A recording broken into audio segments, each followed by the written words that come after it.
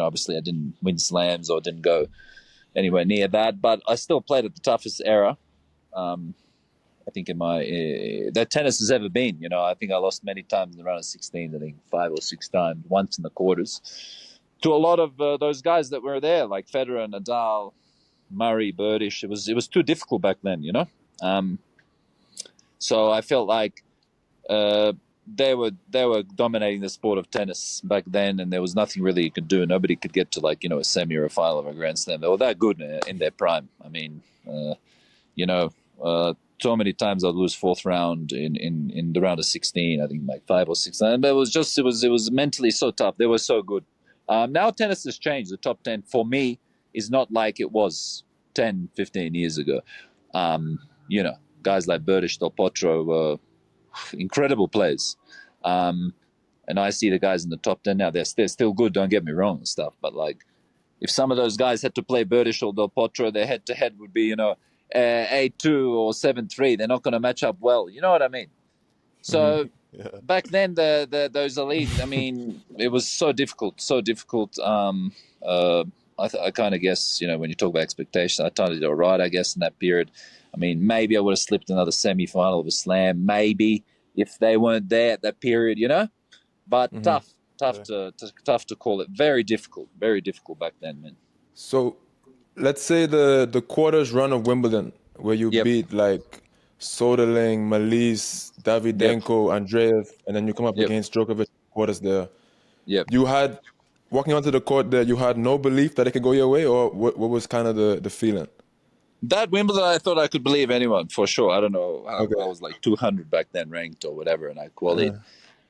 But yeah, I think I lost Novak in 4, maybe 7-5 in the fourth. But yeah, that was also the year I think he lost 2 or 3 matches. Like nobody could beat the guy. Like in 2011, like I think Nolo lost like 3 or 4 matches. It was a joke, man. And I thought I played really, really well. And just thinking back after the next couple of years, I kept going, 4th round, 3rd round, 4th round. I mean, like I think 5 or 6 times I played the 3rd round would lose to Federer or Rafa or Murray or Djokovic and stuff. It was so many times the 3rd round or 4th round that it was like becoming like mental, because like you think you got to beat them in the 3rd round or 4th round, then you got to beat Nadal in the quarters, then semis, Murray. It's like a mission impossible back then, Yeah.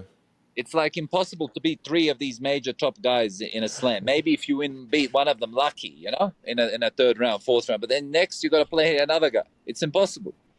Can you settle this argument for me really quick before we continue? So we did like a draft, a player draft, a couple, like maybe like 2 months ago or something. And this matchup became like the deciding on who's going to win the game. It was prime Djokovic at US Open. No, sorry. Prime Fed at US Open versus prime Del Potro at US Open. Who do you think wins that? Ooh, shit. Prime Delpo, because he can hit anybody off the court. It was a joke the way he played. Very much. Prime, yeah. If they play 10 times, you think he's going to win more than Federer with? Thank you very much. Well, the thing is, Prime, it's very close. I mean, at the end of the day, Federer is still Federer and stuff. It's still going Federer's way. But like, he's moving the goalpost. You just said it would still go Federer's way. He's moving the goalpost. No. Del Potro would hit you off the court.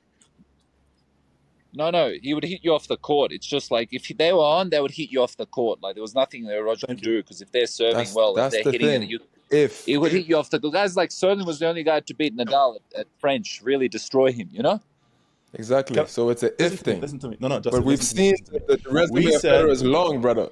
Justin, we said it was one day, and it was prime Delpo versus prime Fed. One day. That's what we said.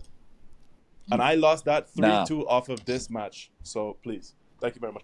This is a man who has played them both, who knows what he's talking about.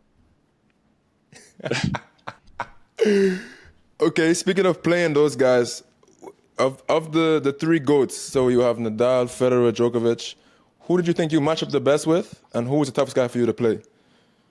Look, I mean, okay, I played all of them.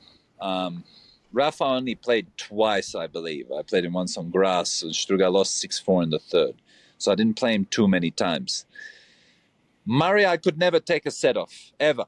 but he was always playing him when he was number one. I always played him at Davis Cup, now round of 16, Australian Open when he was number one. Cincinnati, I think quarters, the Mars number, he was number one. Many times I played him when he was number one. Didn't win a set. Federer I played only 2 or 3 times. Once it was, I think, in Davis Cup 6-4 in the fourth. So Novak I played 5 times, the most out of them all. And I lost 5 times. I beat him at the Hopman Cup 6-4, 6-4. I mean, it counts, but it doesn't count. And then Wimbledon was obviously 7-6 in the fourth once. But Novak in the prime, there's no one that could match him for sure, you know? Like, he's one of the best players. He was, when he was playing well, he was chopping Federer 2-2. Rafa 2-1. He was that good, man. Like, you can't compete. He's the greatest of all time. There will be no one like him for sure. Thanks for watching this clip. If you want to watch the full episode, the link is in the description down below.